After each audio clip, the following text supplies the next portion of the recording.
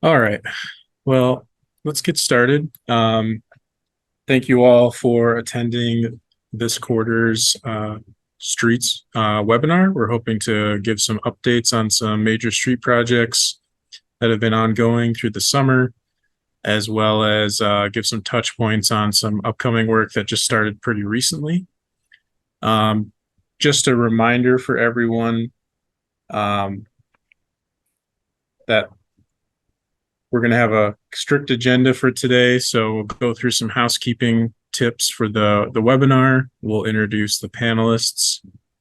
We'll do a project overview broadly, and then we'll jump into a Q&A session. So starting off with that housekeeping. So you should see at the bottom of your screen a Q&A chat box.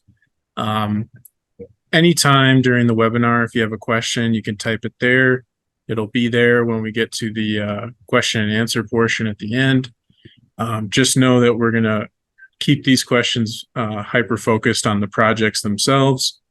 If you have any questions or want to seek out information about any other project related to the city, you can always make a 311 request, or you can visit the city's website or the Imagine Kalamazoo website to find out more information about these projects and others. I also wanted to point out that the session itself is going to be recorded, should be recording already. And once this is finished, the recording will be uploaded to the city YouTube page like the previous two webinar sessions. So if you know anyone who wasn't able to make it and would like to get this information, they can always go back and reference it later or share it with a wider audience. Moving on.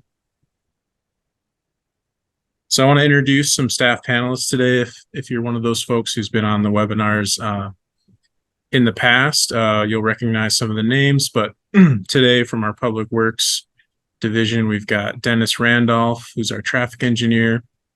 We've got George Waring and Tom Palumbo, who are our senior civil engineers, focusing on streets, stormwater, and sidewalk work, as well as preventative maintenance for streets.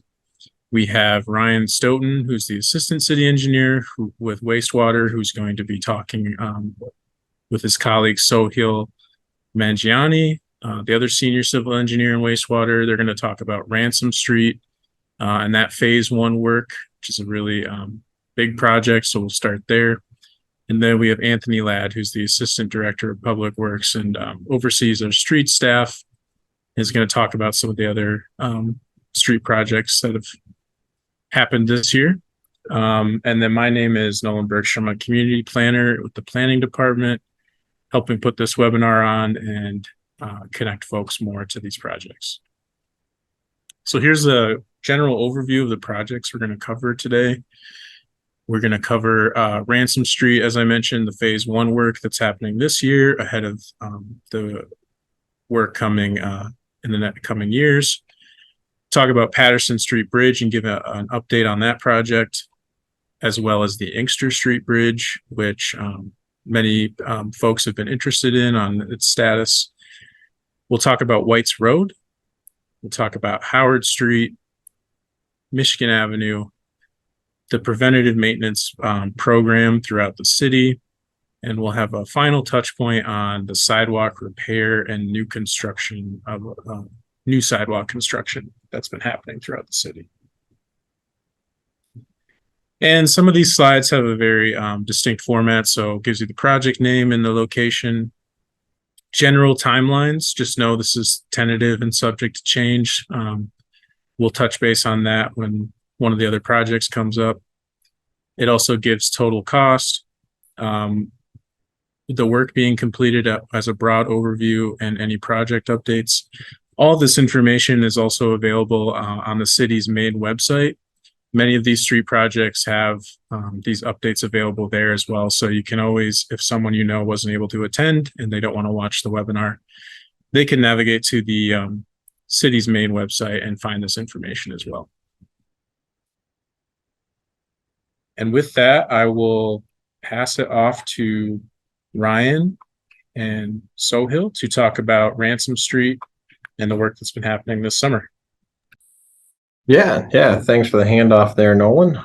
For those of you attending that haven't been out there and impacted by the traffic control and detours, we're in process of tearing up and replacing the utilities on Ransom Street corridor. Currently, we're between the Gall, Ransom, Harrison roundabout, up to about just past the railroad crossings. On the west end, doing water main, sewer main, some stormwater work, and then some regrading of the roadway. We currently, phase one is going to go through the end of this year, and then phase two will pick up starting in the spring of next year, kind of whenever Mother Nature allows us to get back out there. Then we'll be continuing from Pitcher, venturing in multiple phases all the way down to Westnedge. So watch out for next year's traffic detours and more communications to be coming up on that front as we get through the winter season. So really good stuff happening there. Main work, upsizing water main for the distribution system as well as the sanitary collection system, increasing that from a 24-inch sanitary sewer interceptor up to a 42-inch sanitary sewer interceptor to handle the continued expansion that's been happening since, the late 80s and early 90s. Right now we have a budgeted just shy of $10 million. So really, big effort there, a lot of big investment for the community, good revitalization of that corridor. I believe there's some streetscaping designs through there from a lane structuring perspective to help with the traffic flow through that corridor as well as the ancillary impacted corridors throughout the east-west region of the city of Kalamazoo. As this point, we do have the water services installed and tied over to the new water main, and we're give or take roughly 30 to 40% complete on the sanitary sewer main for this current phase. So, not that I'm going to encourage you to walk into an active construction site, but it's definitely something that if you're near and stay on the safe side of the road closure, but definitely a neat thing to check out. Definitely intrigues me, but again, that's why I'm in this. So yeah, with that, I will kind of leave the broad overview open to any questions, discussions, if that's the next slide that we'll wait for Q&A towards the end, Ryan, but you're not going to, okay. So we're going to go through the projects first. For those of you who may have just hopped on, we'll go through the projects first, broadly overview, and then we'll go through any questions that pop up. So thank you, Ryan. All right, now on to some updates for the Patterson Street Bridge. Great. Thanks, Nolan. This is George Waring here for the Patterson Street Bridge. So what really the updates on this is this bridge has been under construction since February. While we were doing the road reconstruction and approach construction for this project, the contractor discovered a sinkhole that had formed over the storm sewer. They called the city out and we investigated that further, realized that had occurred from a collapsed storm structure and storm drains. So we went ahead and are working with the contractor for a change order to that project right now to add in repair of that storm drain before the road is replaced. So right now, because of that and the location of the sinkhole, we're going to be completing this project by the end of the season in 23. Right now, we're still waiting on a finalized date for opening up the roadway once we know what the schedule looks like following that change order with the contractor. But really, the rest of the bridge project has gone as planned. This was just something that occurred during the restoration aspect. But the bridge deck, as well as all of the structure, has been rehabbed and recoded and should last another 50 plus years. So the actual structure project went really well, and right now we're just on to the restoration. So we'll keep the public updated with that as we go on. Great, thanks, George. And moving on to the other bridge, we're going to touch base on today, the Inkster Street Bridge. Yeah, thanks, Nolan. We're really excited to finally have our pre-construction kickoff meeting for this bridge demolition and replacement. We had that meeting in August, late August, and now have the proposed progress schedule from the contractor. If everything goes as planned, demolition of the existing Inkster Street Bridge will be in early March. And construction will begin immediately once that's cleared up. And the end date for that project is slated to be end of August. However, we're hopeful that the bridge project as a whole will be done much sooner than that. We're just trying to kind of build in some flexibility, and certainly the contractor has that ability in the contract to do that. And also, I guess, while the substructure is getting built and while demolition is going on, that'll include a full closure of Bronson Boulevard. We will have detour routes posted for vehicular traffic, as well as pedestrian detour routes that'll be signed, and some enhancements that'll be coming prior to work beginning on that bridge. I think also, just to clarify, that Bronson Boulevard will not be closed for the entire duration of this construction, only while the substructure of the bridge and demolition is going on. The contractor will actually be working over traffic once they're allowed to be able to do that safely. So we will try to open Bronson Boulevard back as soon as possible, and we'll be communicating that information throughout the duration of that project. Going back to the pedestrian detour routes, it is our intention to come back out to the neighborhoods later this year and provide a plan for that. That's this year, still in 2023, to communicate that information. That is something that we said that we would do early on. We still intend to do that. And I believe we will also, at that same time, be providing some updates on traffic calming features for the neighborhoods that will be kind of talked about more broadly in that surrounding area, not necessarily in the immediate Inkster Street Bridge area, but as a whole, those neighborhoods later in mid 2024, kind of timing that out to completion of construction on the bridge and opening that back up. And I think that is it for updates on Inkster Bridge for the moment. All right, thanks, Anthony. Moving on, talk a little bit about White's Road and what's been happening this year and coming next year. Yep, I'll take this one too, Nolan. White's Road construction has began. We are well underway. If anybody's been in that area, you can tell that there's been significant progress made already, which is fantastic. Parkview Avenue from Oakland Drive to White's Road has been closed. About for a month now, the contractor has installed water main through the White's Road intersection there, and they are in the process of putting that back together, doing pressure testing, bacteria testing to make sure that water main can be put back in service. That is going so well that it's yet to be determined if the contractor can get the work done ahead of our winter moratorium on construction.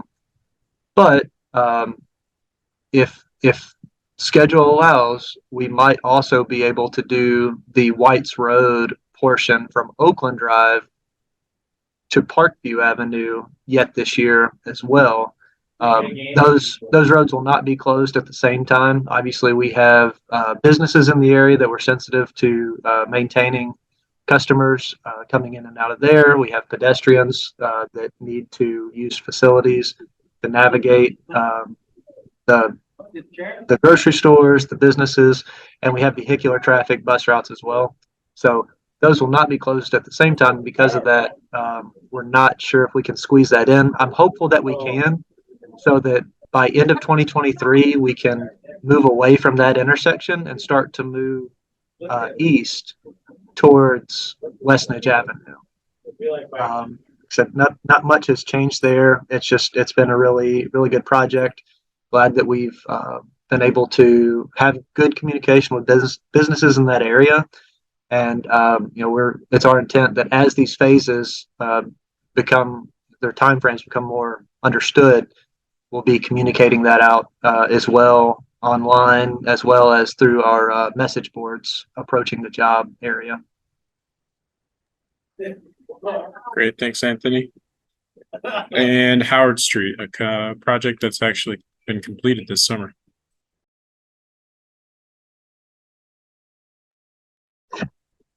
Yeah, the project's completed.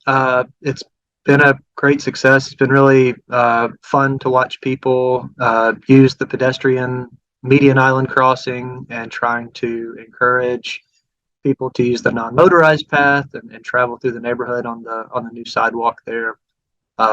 It was a great project. Nice to install rapid flashing beacons at that crossing to kind of connect to our more broad non-motorized network that has really taken off in that area, as well as really make some vast improvements to the road surface and provide preventative maintenance treatments that will allow us to maintain that pavement condition for quite some time. Awesome. Thanks, Anthony.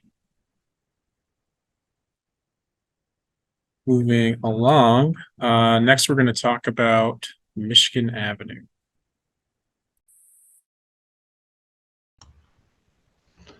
Great, thanks, Nolan. So Michigan Avenue, we are right now wrapping up punch list items on Michigan Avenue.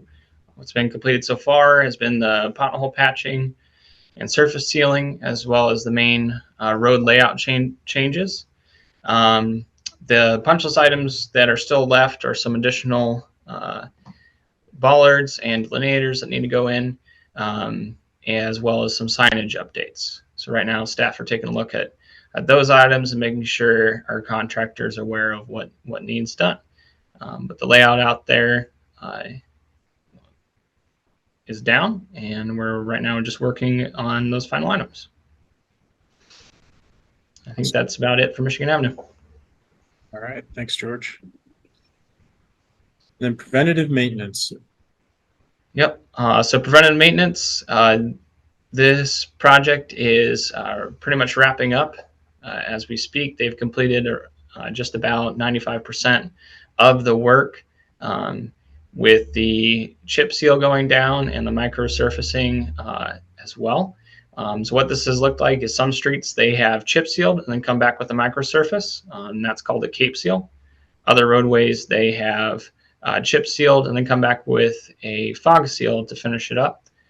So that's right now occurring and completing. They should be done with that in the next couple weeks.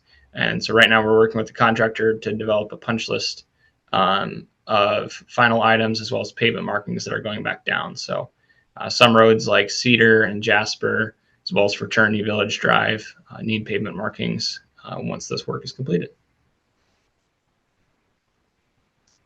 All right, thanks, George. And I'm going to tag onto that one if it's all right.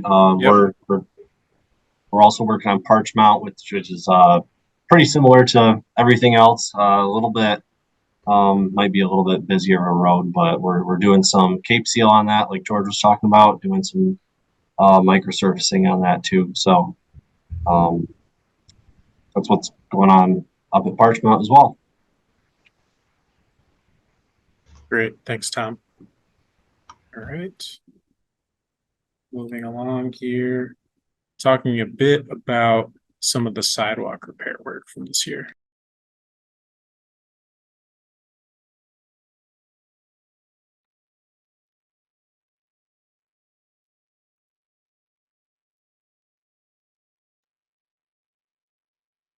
That one, you, George? This one for the sidewalk repair work?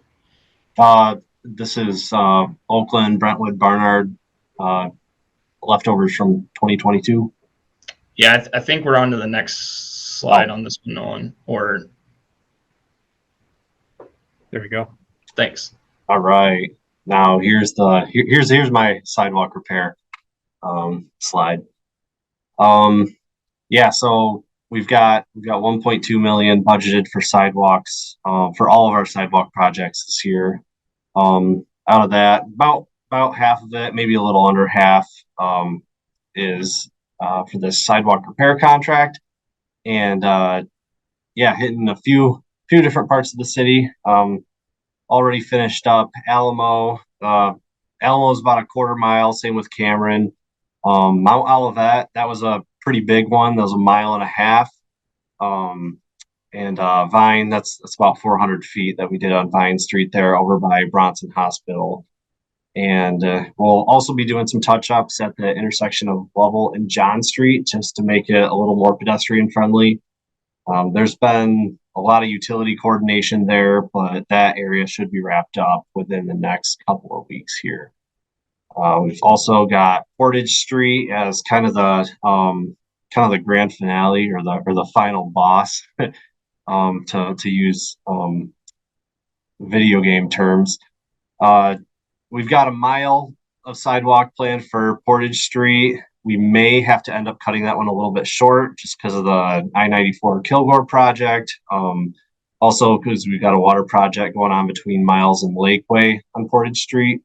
And some of that could also depend on how far our funding takes us this year. So yeah, if there's any part of Portage Street we're not able to hit this year, that's going to be high priority for next year and beyond. Yeah, that about wraps it up for the sidewalks repair project contract. I think I might have gone a little out of order on that slide, so hopefully you're somewhat able to follow along there.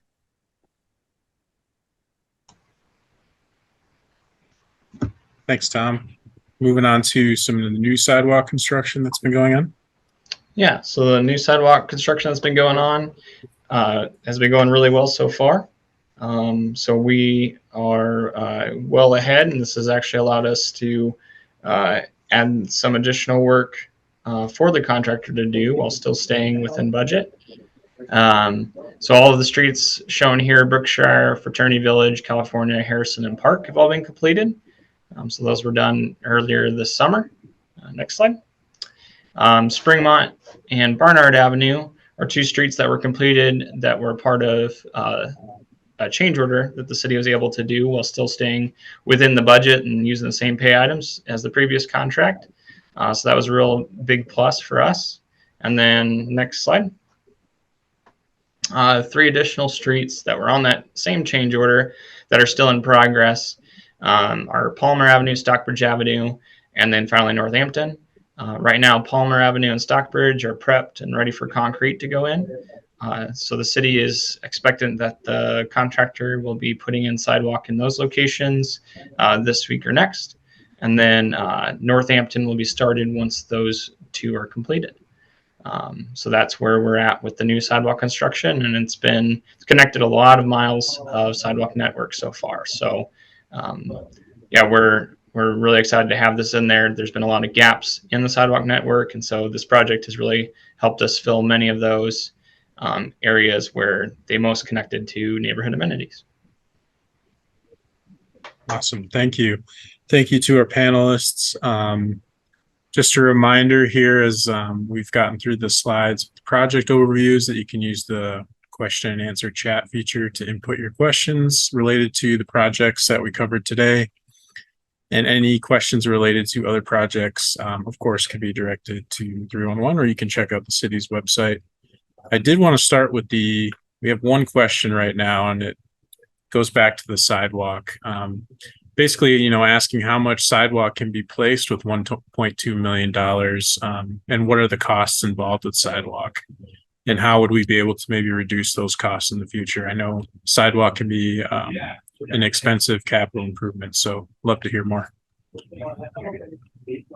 I've got the contract open right now I'm looking at for the repair project, and yeah, so basically for about $516,000, we're supposed to be getting but the actual sidewalk placement itself.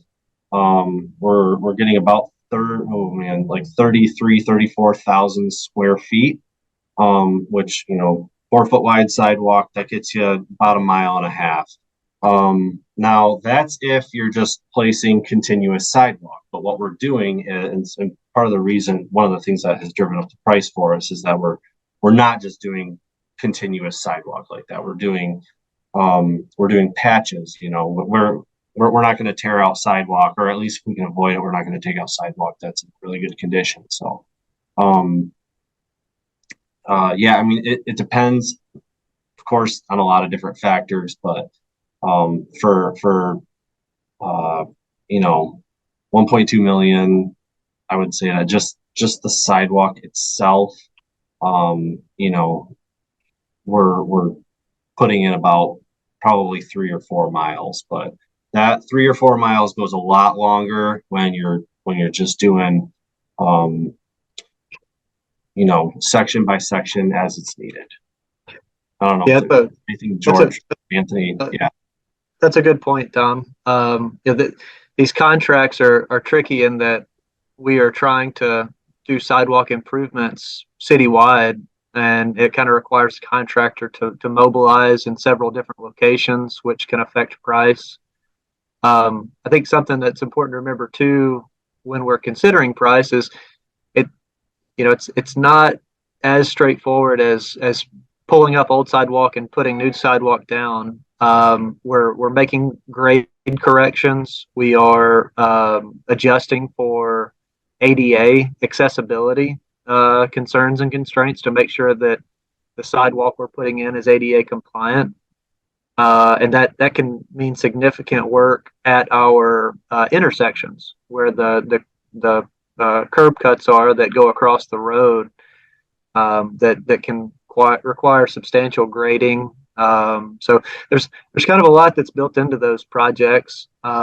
It can seem it is a lot of money, there's no doubt, but I do think, to Tom's point, we're able to fix a lot of sidewalk and build new sidewalk in areas that didn't exist before. We've just got a lot of sidewalk. We're actually, excited about a project we're starting this year to do a survey using satellite imagery to get a better understanding of how much sidewalk we have in the city. But our projections are at least somewhere between 275, 300 miles of sidewalk in the city. So it's great that we've been able to have this funding from the FFE for several years now and do this work. But we have a lot more of sidewalk that needs addressing and gaps that exist in our network to build new sidewalk. Great. Moving on to the next question as it came up in the queue. Someone was asking about the 2024 Ransom Street work, if that will involve Edwards being converted to a two-way street.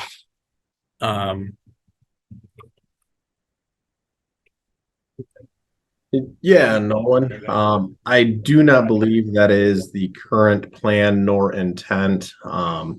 However, I will pass it over to Dennis Randolph, the city's traffic engineer, who might be able to shed a little bit more light on any, future plans of that street segment.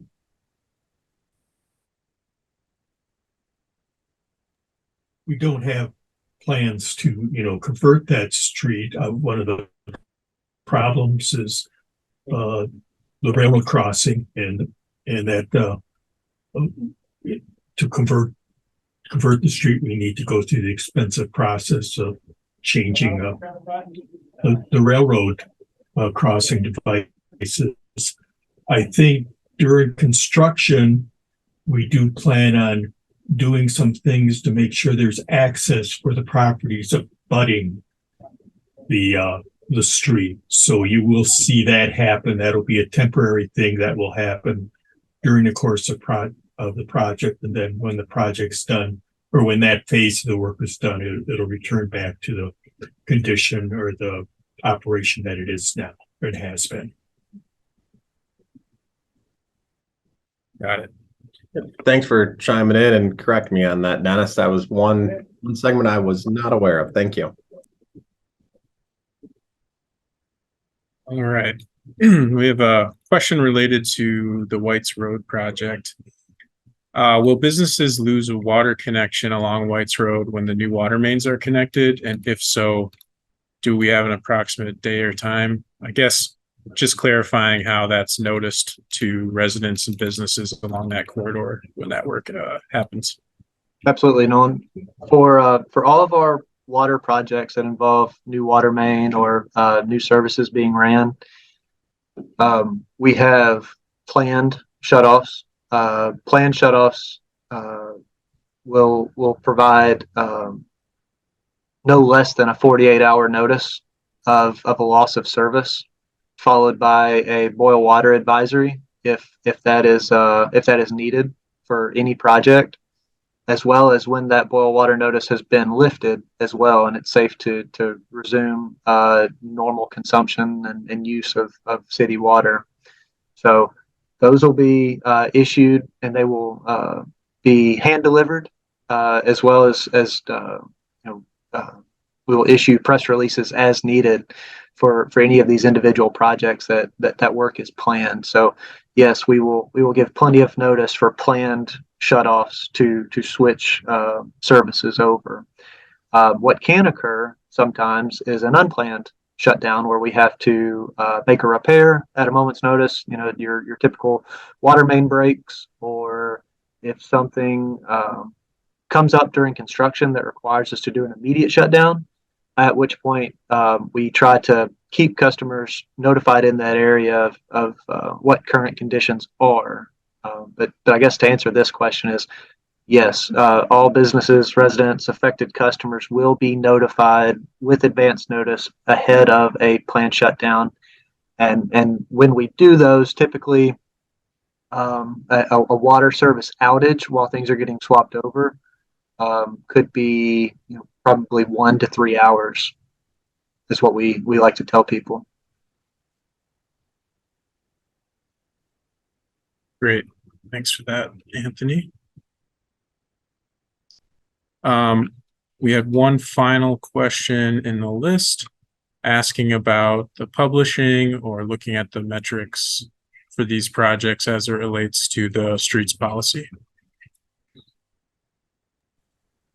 Yeah, I think, and I don't know if Dennis wants to add anything to, questions about what kind of reported speeds that we're seeing or impacts to some of our projects as we, pre-construction versus post-construction, or even some of the metrics that we're collecting during construction. But certainly it's something that we're looking into understanding the impacts of certain things like road diets, improved bump outs and different traffic calming features or different road alignments, and what our impacts are to streets. I know, Dennis, you've kind of been crunching some numbers. I think we're planning on releasing some of this information. I think part of the thing about studies is that it takes time to collect that post data to start to understand trends. But I'd just say that this is some of our projects where we've been collecting data on, our traffic calming projects, as well as our work down on Michigan Avenue.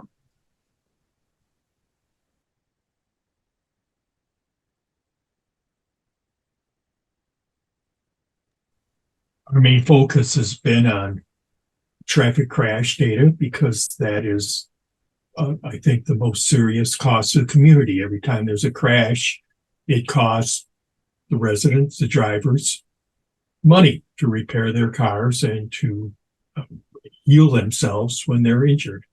So we are concentrating on crash data.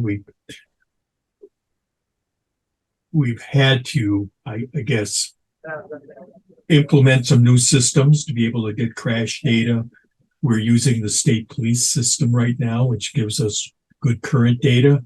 But as Anthony mentioned, it does take quite a bit of time to to go through 10 years of crash data and do comparisons.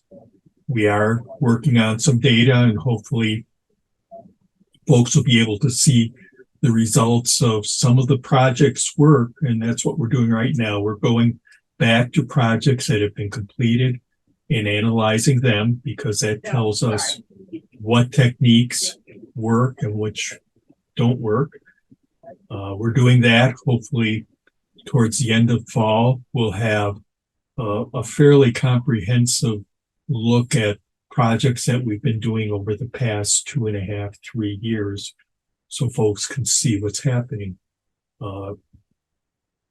In terms of speed and volume, some of that information, volume data, we don't have out on a platform. People can go to the CATS website and see volume data. It is there for the public to be able to view. We will have a system that we will bring online sometime in the fall or winter that we're able to get with our new federal funds that will give us a comprehensive look at volume and speed data around the city. Right now, the speed data that we use comes from our radar speed signs. And again, it takes quite a bit of processing for them to be able to look at them, but we are working on those information. I think the view, though, right now is that speeds have been a problem in the city, and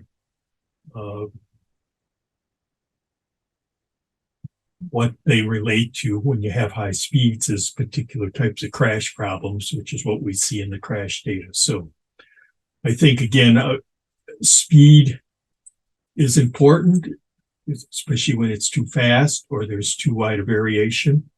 What we're trying to focus on, though, is safety on all of our projects, reduce crashes, and more importantly, reduce severity of crashes, so that the cost to the public and the citizenry is just goes down. Those are serious costs. Fatalities and incapacitating injuries are intolerable, and that is where we're really focusing. So again, we'll have more information. We're working quite a bit on that. I've been working on it for the last 3 or 4 months, but as we get past construction season, we'll be able to get a little further into the analysis and be able to show folks some more of the information. We're working with community development to post it up onto the web pages so everybody can see.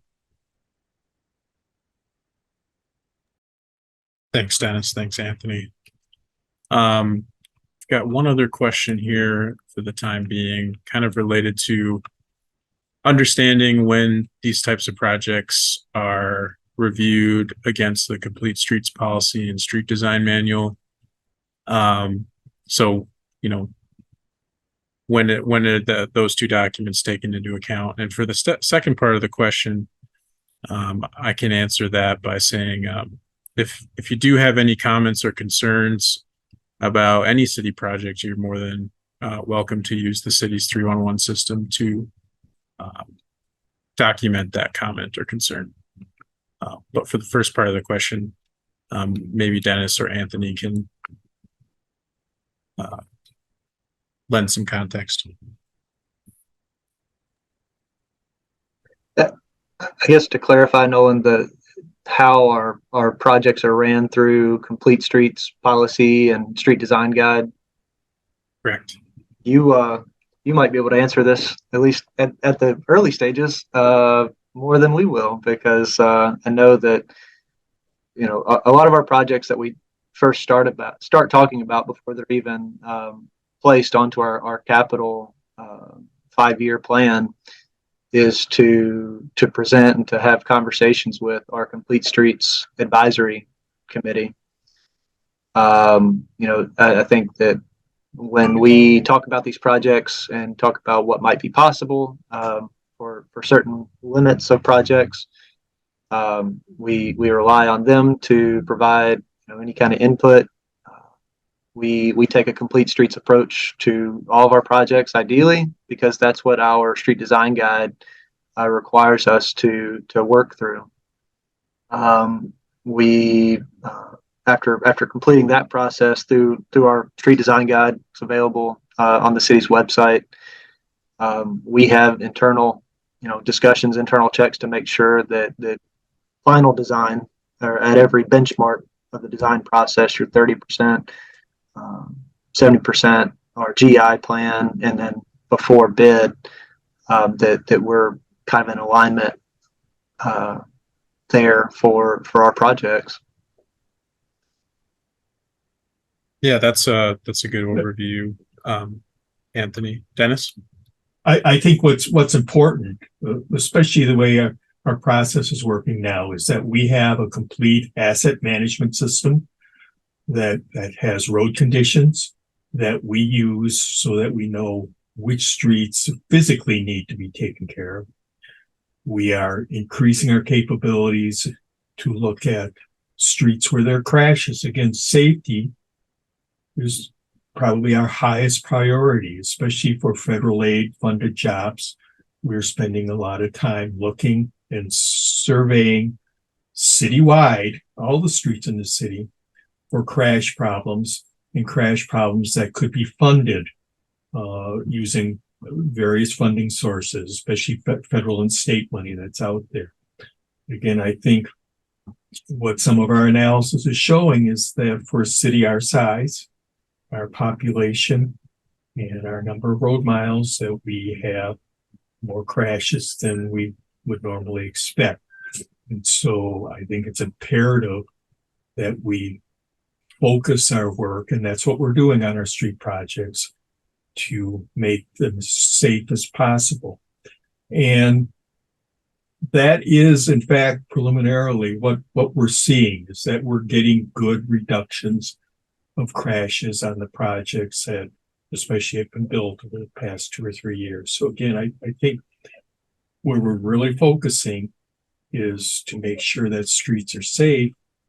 And then we're looking to make sure that streets are usable and comfortable for all users, not just drivers of cars and trucks.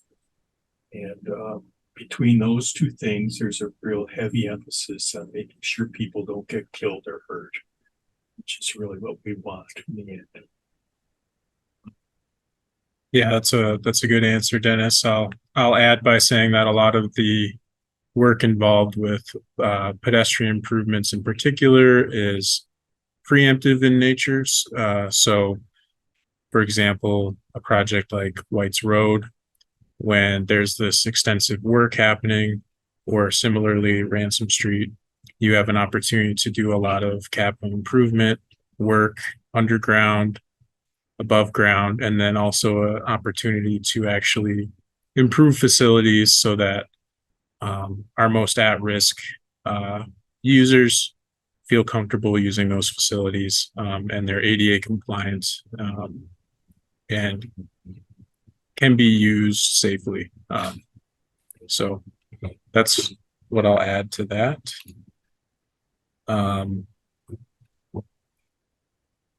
Not seeing any more questions related to these projects. If like I said, if you know someone who wasn't able to attend today, be on the lookout for this recorded webinar on the city's YouTube page. And as mentioned, you can always submit comments or concerns to our 311 system, where they'll be recorded. And with that, I would like to thank the panelists again for attending this webinar. Be on the lookout for the Q4 webinar, and as we wrap the year up. Thank you all for attending, and have a good rest of your day.